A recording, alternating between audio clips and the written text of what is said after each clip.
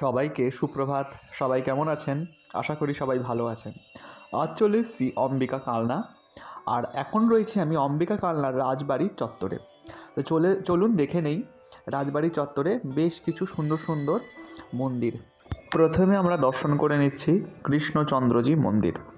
এই মন্দিরটি 25 রত্ন বা 25 চূড়া বিশিষ্ট একটি মন্দির।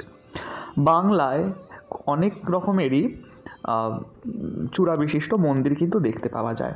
তার মধ্যে অন্যতম হচ্ছে এই 25 চূড়া বিশিষ্ট মন্দির। চারদিকে ভারী নিরিবিলি, খুব সুন্দর একটি পরিবেশ। দর্শন করুন, দেখুন কি সুন্দর। এবং মন্দিরের গায়ে কিন্তু অপূর্ব সব টেরাকোটার কাজ। এই হলো সেই 25 চূড়া বিশিষ্ট মন্দির। মন্দিরটি অনেকটাই উঁচু, সুউচ্চ এই মন্দির, দেখুন। আর মন্দিরের পাশে রয়েছে আরও বিভিন্ন রকমের ছোট ছোট সব শিব মন্দির। এই আটচালা যে মন্দিরটি দেখছেন, এটি হলো শিব মন্দির। আশেপাশে শিব মন্দিরও রয়েছে, আর রাধাকৃষ্ণ মন্দিরও রয়েছে। এই হলো সেই কৃষ্ণচন্দ্রজি মন্দিরের নাট মন্দির বা চাঁদনিও বলা যেতে পারে। তো দেখুন, মন্দিরের গায়ে অপূর্ব সব টেরাকোটার কাজ, মানে আমি দেখে অবাক হয়ে গেছি এবং খুব মুগ্ধতার সাথে প্রত্যেকটা টেরাকোটার কাজ কিন্তু আমি তোমাদের সাথে খুব সামনাসামনি থেকে ভাগ করে নিচ্ছি। বিভিন্ন রকমের লীলা এখানে কিন্তু ফুটে উঠেছে। কৃষ্ণ বলরাম, কালিয়া নাগ দমন, তারপরে আরও বিভিন্ন রকমের গোষ্ঠলীলা যেগুলো ভগবান করেছিলেন, সেই লীলা রয়েছে। আর এই হলো মন্দিরের গর্ভগৃহে রাধা কৃষ্ণচন্দ্রজি। এই বিগ্রহগুলি কিন্তু নিম কাঠের। তৎকালীন সময় এই নিম কাঠের বিগ্রহই কিন্তু বেশি করে প্রচলন ছিল। তাই আজও বহু জায়গাতেই নিম কাঠের বিগ্রহ কিন্তু রয়েছে, বিশেষ করে নদিয়ার দিকে। দেখুন, নিচে রয়েছে শালিগ্রাম শিলা, রয়েছে গরুর দেব রয়েছে, এবং এই প্রথম দেখলাম নিম কাঠেরই সরস্বতী দেবী। দেখুন, ঠাকুরের সাথে কৃষ্ণচন্দ্রজির সাথে রয়েছে মা সরস্বতী, এবং এই সরস্বতী দেবী কিন্তু নিম কাঠেরই তৈরি। অপূর্ব সুন্দর কাজ। এবং এই কৃষ্ণচন্দ্রজি মন্দিরের সাথে রয়েছেন রামচন্দ্রজিও, ইনিও নিম কাঠের। অনেকটা শান্তিপুরের আদলে তৈরি করা হয়েছে শান্তিপুরের আদলে তৈরি হয়েছে বাংলার রামচন্দ্র। আর এটা হলো বদ্রীনারায়ণ। এই মন্দিরের মধ্যে বদ্রীনারায়ণ রয়েছে। নাম তো শুনলাম বদ্রীনারায়ণ, লেখা ছিল মন্দির গাত্রে বদ্রীনারায়ণ। দর্শন করুন।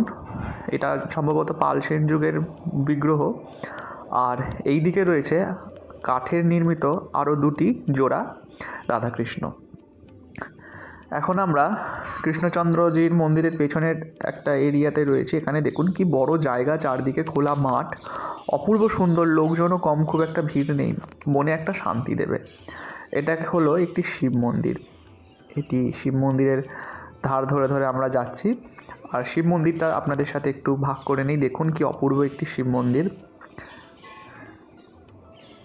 আটচালা বিশিষ্ট একটি শিব মন্দির। তৎকালীন সময় নির্মিত এই প্রত্যেকটি যেই ভাস্কর্যগুলো, স্থাপত্যগুলো আপনারা দেখতে পাচ্ছেন, ভাস্কর্য বলছি, স্থাপত্য যেগুলো দেখতে পাচ্ছেন, সেগুলো তৎকালীন সময়কার, আর অপূর্ব সব সুন্দর।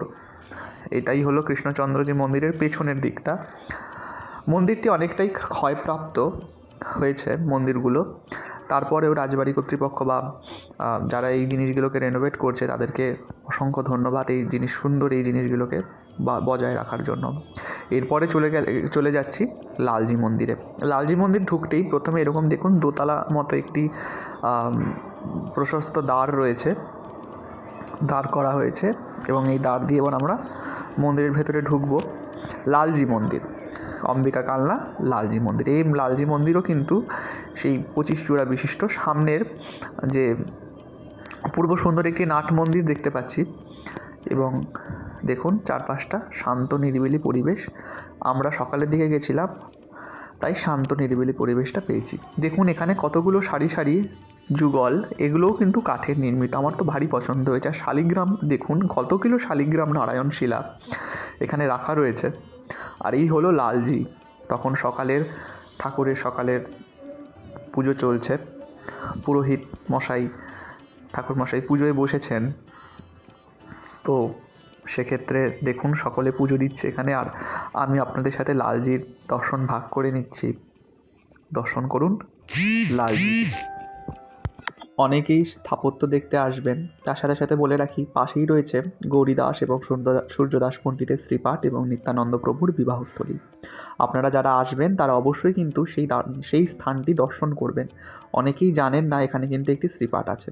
আবার যারা জানেন তারা নিশ্চয়ই দর্শন করেছেন বা দর্শন করার ইচ্ছা জেগেছে, অবশ্যই দর্শনটা করে নেবেন। আর আপনারা কালনাতে নামবেন, কালনা থেকে অটো করে আপনারা রাজবাড়ি বললেই আপনাদেরকে এই রাজবাড়ির সামনে নামিয়ে দেবে। ভিডিওটা কীরকম লাগলো কমেন্টটা অবশ্যই জানাবেন। ভিডিওটা ভালো লাগলে একটা লাইক করে দেবেন। আর ফিরে আসছি এরকমই নতুন ভিডিও নিয়ে। কীরকম ভিডিও দেখতে চাইছেন অবশ্যই কমেন্টে জানান।